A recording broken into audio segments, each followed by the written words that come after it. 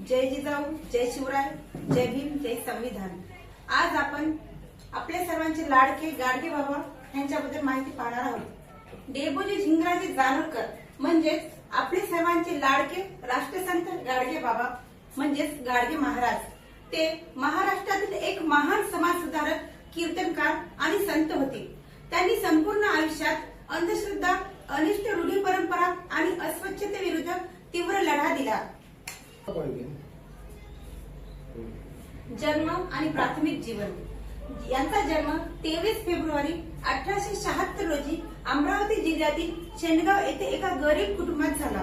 त्यांचे मूळ नाव डेबोजी होते, पण नेहमी सोबतीला एक गाडगे, मातीचे भांडे बाळगत आणि फाटके तुटके कपडे घालत, म्हणून लोक त्यांना प्रेमाने गाडगे बाबा म्हणू लागले।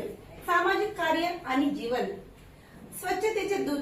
गाडगे बाबा कोणत्याही गावात गेले की स्वतः झाडू घेऊन तिथले रस्ते आणि परिसर स्वच्छ करायला सुरुवात करत। स्वच्छता हीच खरी ईश्वर सेवा आहे, हा संदेश त्यांनी त्यांच्या कृतीतून दिला। कीर्तनातून प्रबोधन। बाबा त्यांच्या कीर्तनातून साध्या, सोप्या आणि गावरान मराठी भाषेतून लोकांचे प्रबोधन करत। ते लोकांना अंधश्रद्धा, देवाच्या नावाने दिली जाणारी प्राण्यांची बळी, हुंडाबळी आणि दारूच्या व्यसनापासून दूर राहण्याचे आवाहन करत। शिक्षणाचे महत्त्व।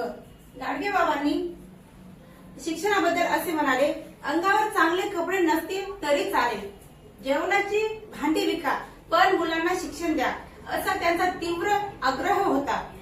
बहुजन हिताय कार्य। बाबांनी लोकांकडून मिळालेल्या देणग्यातून स्वतःसाठी 1 रुपयाही ठेवला नाही। त्यांनी ठिकठिकाणी अनाथालये, धर्मशाळा, मोफत दवाखाने आणि शाळा सुरू केल्या। गोशाळा स्थापन करून त्यांनी जनावरांच्या संगोपनालाही महत्त्व दिले। त्यानंतर महापरिनिर्वाण आणि वारसा।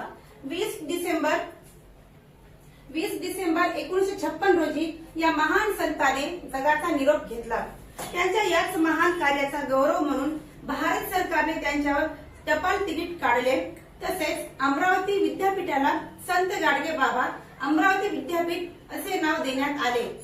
थोडक्यात सांगायचे म्हणजे काय, गाडगे बाबा हे केवळ उपदेश करणारे संत नव्हते, तर हातामध्ये झाडू घेऊन समाजाची घाण आणि मनातील अज्ञान दोन्ही साफ करणारे क्रांतिकारी संत होते।